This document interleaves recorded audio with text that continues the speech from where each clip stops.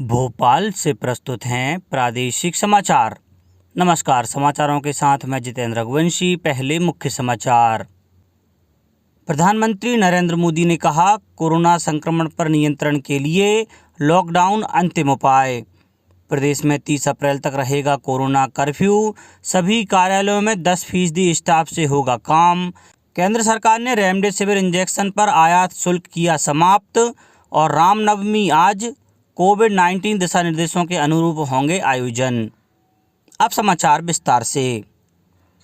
प्रधानमंत्री नरेंद्र मोदी ने कहा है कि देश को संकल्प, साहस और तैयारी के साथ कोरोना की दूसरी लहर को पार करना होगा।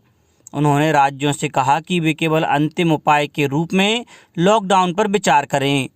कोविड स्थिति पर कल शाम राष्ट्र को संबोधित करते हुए श्री मोदी ने कहा कि हम आर्थिक स्वास्थ्य के साथ साथ देशवासियों के स्वास्थ्य का भी ध्यान रखेंगे। ऑक्सीजन की बढ़ती मांग पर प्रधानमंत्री ने कहा कि राज्यों में नए ऑक्सीजन संयंत्र लगाए जाएंगे और जल्द ही 1 लाख नए ऑक्सीजन सिलेंडर की आपूर्ति की जाएगी। प्रधानमंत्री ने राज्य सरकारों से कहा कि वे श्रमिकों से आग्रह करें कि वे जहां हैं वहीं पर रहें। उन्होंने कहा कि प्रवासी श्रमिकों को राज्य के आश्वासन से मदद मिलेगी। उन्होंने कहा कि राज्यों को प्रवासी श्रमिकों को बताना होगा कि उन्हें अगले कुछ दिनों में टीका लगाया जाएगा और उनकी नौकरी बनी रहेगी। प्रधानमंत्री ने लोगों के दर्द को भी साझा किया और उन परिवारों के प्रति सहानुभूति व्यक्त की जिन्होंने कोविड के कारण अपने प्रियजनों को खोया है। रमजान और रामनवमी का उल्लेख करते हुए श्री मोदी ने कहा, कोविड से सभी को बचाने के लिए सबको सही अनुशासन का पालन करना चाहिए। प्रदेश में कोरोना संक्रमण की श्रृंखला को तोड़ने के लिए कोरोना कर्फ्यू को 30 अप्रैल तक बढ़ा दिया गया है। मुख्यमंत्री शिवराज सिंह चौहान ने कल कोरोना पर कोर ग्रुप की बैठक को संबोधित करते हुए कहा कि हर शहर, गली मोहल्ले और गांव में जनता कर्फ्यू का प्रभावी क्रियान्वयन आवश्यक है।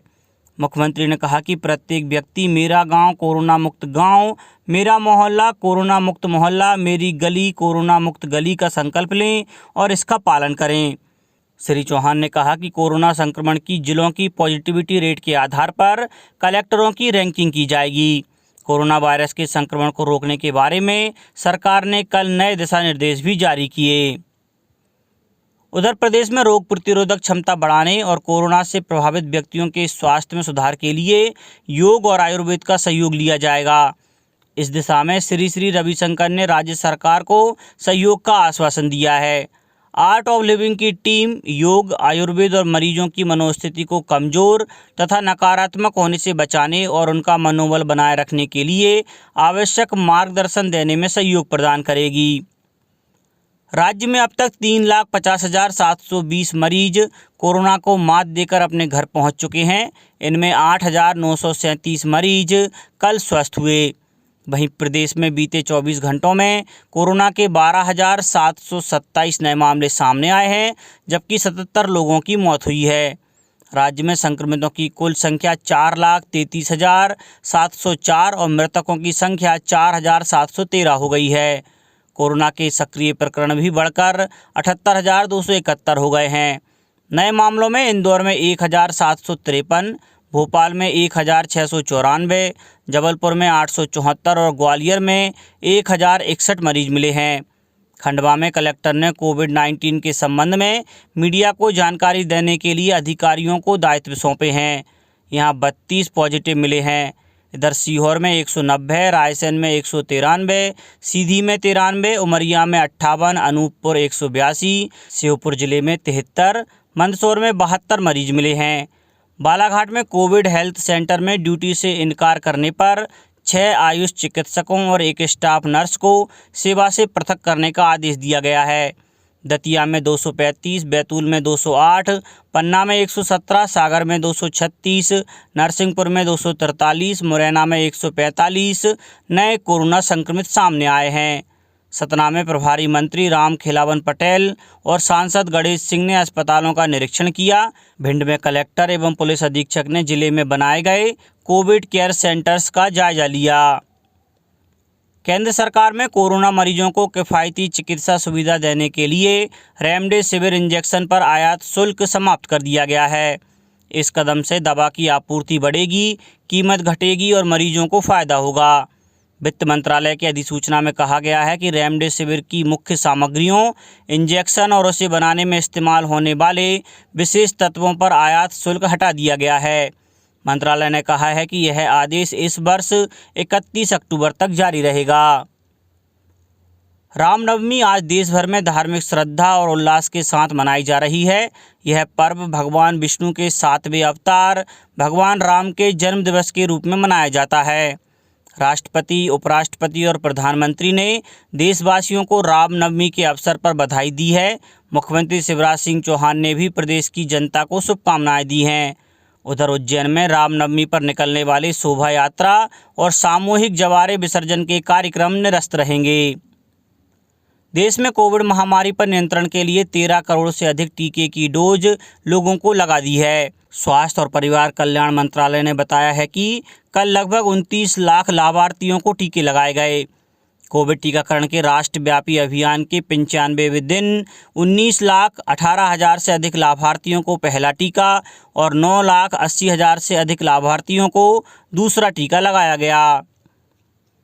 केंद्र सरकार ने प्रधानमंत्री गरीब कल्याण पैकेज के अंतर्गत स्वास्थ्य कर्मियों की बीमा योजना को 1 वर्ष के लिए बढ़ा दिया है। स्वास्थ्य और परिवार कल्याण मंत्री डॉक्टर हर्षवर्धन ने कहा है कि प्रधानमंत्री गरीब कल्याण पैकेज ने कोविड महामारी के दौरान अपनी जान गंवा चुके कोरोना योद्धाओं के आश्रितों को पूरी सुरक्षा प्रदान की है। अब कुछ समाचार खेल जगत से। IPL 2021 सीजन के दूसरे डबल हेडर का पहला मैच पंजाब किंग्स और सनराइजर्स हैदराबाद के बीच खेला जाएगा। सीजन का यह 14वां मैच चेन्नई के चेपक स्टेडियम में शाम 3:30 बजे से खेला जाएगा। इन दोनों टीमों के लिए IPL में अब तक कुछ भी सही नहीं हुआ है। सनराइजर्स हैदराबाद अपने तीनों मैच हारकर पॉइंट्स टेबल में सबसे आखिरी 8वें नंबर पर है। वहीं पंजाब की टीम 3 में से 1 जीत और 2 में हार कर 7वें नंबर पर है। IPL 2021 सीजन के दूसरे डबल हेडर के दूसरे मुकाबले में चेन्नई सुपर किंग्स का सामना कोलकाता नाइट राइडर्स से होगा। सीजन में 3-3 मैच खेलने के बाद दोनों टीमों की स्थिति बिल्कुल ही अलग है। CSK की टीम जहां जीत की हैट्रिक जमाने की दावेदार है, तो KKR के ऊपर हार की हैट्रिक का खतरा है। दिल्ली कैपिटल्स ने IPL 2021 सीजन के 13वें मैच में मुंबई इंडियंस को 6 विकेट से शिकस्त दी। दिल्ली की यह लगातार दूसरी जीत है। इसी के साथ टीम पॉइंट टेबल में नंबर 2 पर पहुंच गई है। दिल्ली ने अब तक 4 में से 3 मैच जीते हैं। इस मुकाबले में दिल्ली के स्पिनर अमित मिश्रा ने 4 विकेट लिए।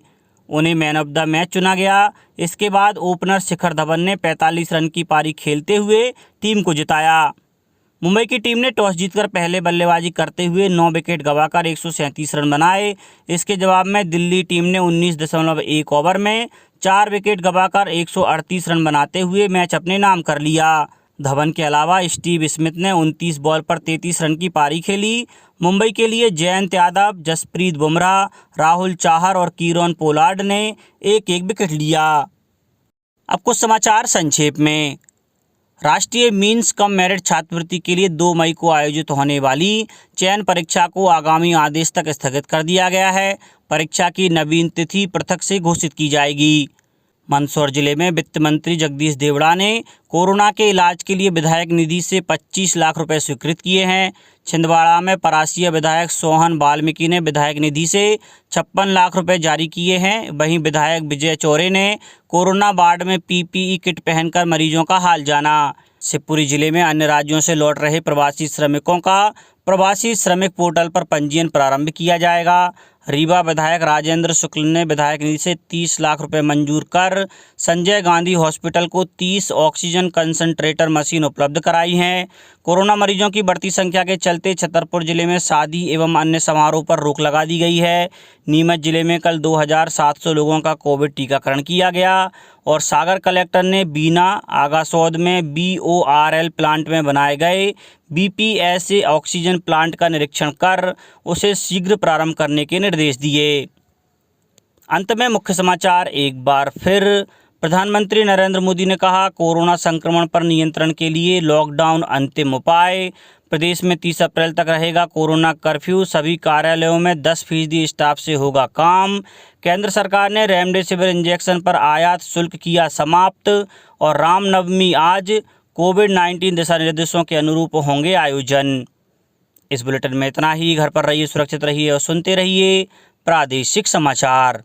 नमस्कार।